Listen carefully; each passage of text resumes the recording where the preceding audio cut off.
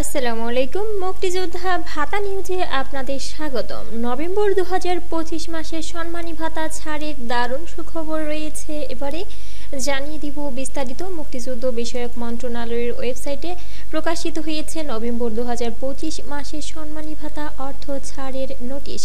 কতজন মুক্তিযোদ্ধার মাঝে ছাড় হয়েছে নভেম্বর মাসের সম্মানী ভাতা, অবশ্যই ভিডিওটি কেউ স্কিপ না করে দেখতে থাকুন সম্পূর্ণ। সর্বশেষ হালনাগাদ হয়েছে 27 নভেম্বর 2025 মাসের জন্য 2,62,705 জন উপকারভোগীর অনুকূলে সম্মানী ভাতা বাবদ 399,62,63,313 টাকা বরাদ্দ মঞ্জুরির আদেশ জারি সংক্রান্ত। সুপ্রিয় বন্ধুরা, ভিডিওটি অবশ্যই সম্পূর্ণ দেখবেন। ভিডিও শেষে দেখিয়ে দিব কোন জেলার কতজন মুক্তিযোদ্ধার মাঝে এই সম্মানী ভাতার অর্থ ছাড় হয়েছে। এছাড়াও দেখিয়ে দিব কত টাকা করে ছাড় হয়েছে, জানিয়ে দিচ্ছি বিস্তারিত।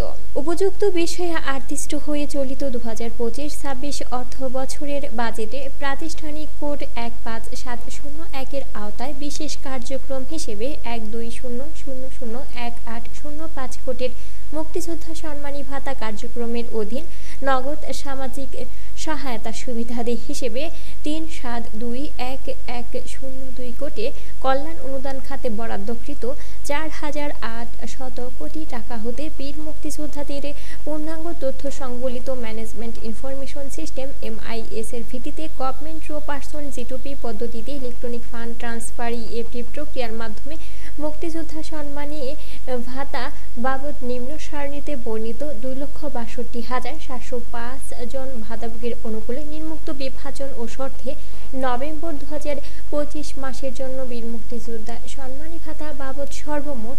392,62,63,313 টাকা ছাড়ের আর্থিক মঞ্জুরি জ্ঞাপন করা হয়েছে। সুপ্রিয় বন্ধুরা, এবারে আমরা আমাদের ভিডিও স্ক্রিনে দেখিয়ে দিচ্ছি কোন জেলার কতজন মুক্তিযোদ্ধার মাঝে নভেম্বর 2025 মাসের সম্মানী ভাতার অর্থ ছাড় হয়েছে। অবশ্যই কিন্তু আপনারা আমাদের ভিডিও স্ক্রিনে চোখ রাখুন, দেখে নিতে পারেন আপনার কাঙ্ক্ষিত মুক্তিযোদ্ধার তালিকাটি আছে কিনা আমাদের ভিডিওতে। আর যদি আমাদের ভিডিওতে কোনো ভুল ত্রুটি হয় আপনারা অবশ্যই ক্ষমা সুন্দর দৃষ্টিতে দেখবেন। পরবর্তীতে মুক্তিযুদ্ধ ভিত্তিক তথ্য পেতে চ্যানেলটি সাবস্ক্রাইব করে বেল বাটনে ক্লিক করে পাশেই থাকবেন। এছাড়াও জানিয়ে দিব এবারে শর্তাবলী সমূহ।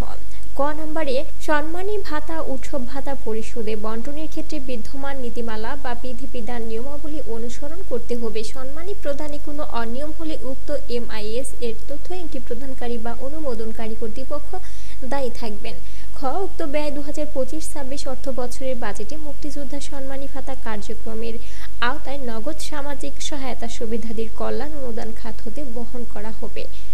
ঘ, উপরোক্ত সংখ্যক ভাতাভোগীর মধ্যে যে সকল জীবিত বীর মুক্তিযোদ্ধা রয়েছে তারা মাসিক সম্মানী ভাতা 20,000 টাকা হারে প্রাপ্য হবেন। অন্যদিকে ভাতাভোগীর মধ্যে যে সকল মৃত বীর মুক্তিযোদ্ধার ওয়ারিশগণ রয়েছেন তারা বীর মুক্তিযোদ্ধা সম্মানী ভাতা বিতরণ আদেশ 2020-এর অনুচ্ছেদ 8-এর শর্ত অনুযায়ী মৃত মুক্তিযোদ্ধার জন্য বরাদ্দকৃত মাসিক 20,000 টাকার আনুপাতিক অংশ প্রাপ্য হবেন। এছাড়াও ঘ, বীর মুক্তিযোদ্ধা সম্মানী ভাতা বিতরণ আদেশ 2020 অনুযায়ী সম্মানী ভাতা প্রদান করা হচ্ছে বিধায় বাংলাদেশ মুক্তিযোদ্ধা কল্যাণ ট্রাস্টের আওতাধীন শহীদ, যুদ্ধাহত ও খেতাবপ্রাপ্ত বীর মুক্তিযোদ্ধাগণ এই বরাদ্দপত্রের আওতায় প্রদত্ত ভাতা প্রাপ্য হবেন না।